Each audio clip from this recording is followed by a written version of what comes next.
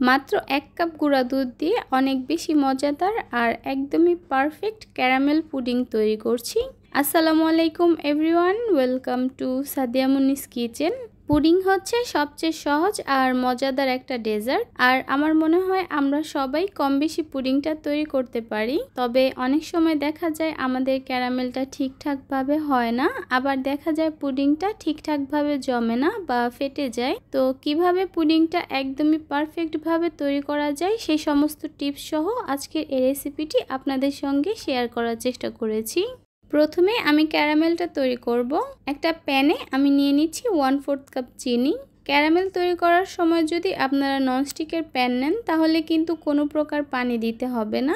চিনিটা কিছুক্ষণের মধ্যেই গলতে থাকবে আর ক্যারামেলের কালারটা আসা শুরু করবে। আর যদি নর্মাল প্যানে ক্যারামেলটা তৈরি করেন তাহলে কিন্তু এখানে 1 টেবিল চামচের মতো পানি দিয়ে দিবেন। এবার চিনিটা যখন গলে ক্যারামেলের কালারটা আসা শুরু করবে তখন আমি নেড়ে চেড়ে দিচ্ছি।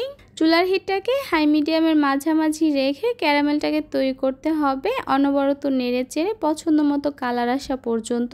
কালারটা আমি খুব বেশি ডার্ক করব না, তাহলে পুডিংটা খেতে তিতা লাগবে। আমি এই অবস্থায় ক্যারামেলটা চুলা থেকে নামিয়ে নিচ্ছি। ক্যারামেলের কালারটা খুব দ্রুতই পুড়ে যায় বা লালচে হয়ে যায়, তাই এই অবস্থায় নামিয়ে নিচ্ছি।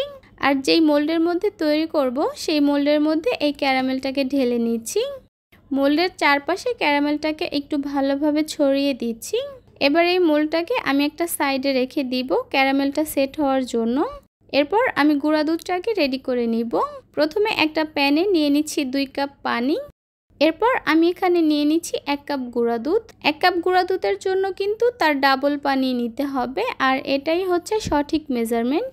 এরপর অনবরত নেড়ে চেড়ে গুঁড়া দুধটাকে আমি মিশিয়ে নিচ্ছি ভালোভাবে।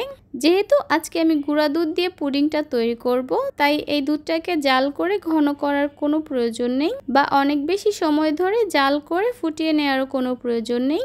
শুধুমাত্র এই দুধটাকে আমি একটু গরম করে নিচ্ছি। যখন এই দুধটা কুসুম গরম হয়ে যাবে তখনই আমি এই দুধটাকে চুলা থেকে নামিয়ে নিব।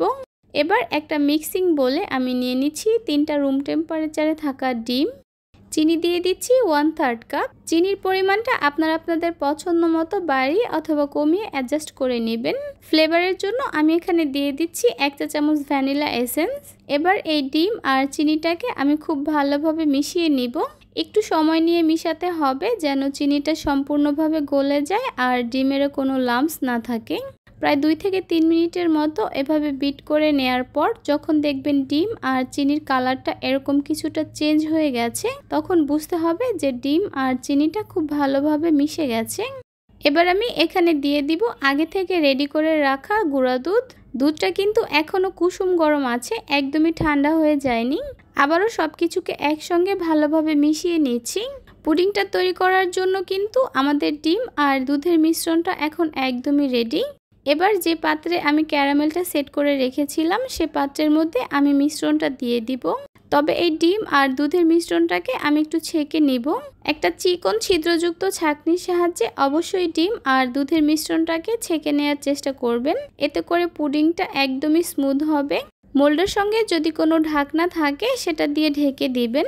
আমি এখানে একটা ফয়েল পেপার দিয়ে পুডিংয়ের বাটির মুখটা ভালোভাবে বন্ধ করে দিচ্ছি যেন পুডিংটা ভাপে দেওয়ার পর পানিটা পুডিংয়ের মধ্যে না পড়ে। আজকের এই পুডিংটা আমি চুলায় তৈরি করব, তাই একটা প্যানে নিয়ে নিচ্ছি 2 কাপের মতো পানি। এরপর এর উপরে দিয়ে দিচ্ছি একটা স্ট্যান্ড। এই স্ট্যান্ডের উপরে মোলটা বসালে মোলটা আর নাড়াচাড়া করবে না। এরপর একটা ঢাকনা দিয়ে ঢেকে দিব, আর ঢাকনার মধ্যে যদি কোনো ছিদ্র থাকে তাহলে আমি একটা টিস্যু বা লবঙ্গ দিয়ে বন্ধ করে দিব। চুলার হিটটাকে লো মিডিয়ামের মাঝামাঝি রেখে এভাবেই পুডিংটাকে ঢেকে রাখবো প্রায় 30 থেকে 35 মিনিটের জন্য। প্রায় 30 মিনিট পর আমি পুডিংটাকে চেক করে নিচ্ছি। দেখতেই পাচ্ছেন কাঠিটা কিন্তু একদমই ক্লিন এসেছে, তার মানে আমাদের পুডিংটা ঠিকঠাকভাবে হয়ে গেছে। এবার চুলা থেকে নামিয়ে পুডিংটাকে খুব ভালোভাবে ঠান্ডা করে নিতে হবে। পুডিংটা যদি ভালোভাবে ঠান্ডা না হয় তাহলে কিন্তু একদমই ডিমোল্ড করতে যাবেন না, অথবা চাইলে ঠান্ডা হয়ে যাওয়ার পর পুডিংটাকে নর্মাল ফ্রিজে আরও কিছুক্ষণের জন্য ভালোভাবে রেখে ঠান্ডা করে নিতে পারেন। এতেও কিন্তু পুডিংটা ভেঙে যাওয়ার বা ফেটে যাওয়ার কোনো ভয় থাকে না। মোল্ডের চারপাশ থেকে একটা নাইফ দিয়ে ছাড়িয়ে নিয়ে আমি পুডিংটাকে ডিমোল্ড করে নিচ্ছি।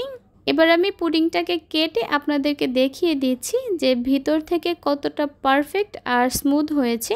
দেখতেই পাচ্ছেন পুডিংটা দেখতে কিন্তু অনেক বেশি সুন্দর হয়েছে। আর এই পুডিংটা খেতে যে কি পরিমাণ টেস্টি হয়েছে সেটা তো আর আপনাদেরকে বলে দিতে হবে না, আপনারা দেখেই হয়তো বুঝে গেছেন। আশা করছি আমার আজকের এই রেসিপিটি আপনাদের কাছে খুবই ভালো লেগেছে আর সহজও লেগেছে। তাহলে আজকে এ পর্যন্তই। সবাই অনেক বেশি ভালো থাকবেন, সুস্থ থাকবেন। আল্লাহ হাফেজ।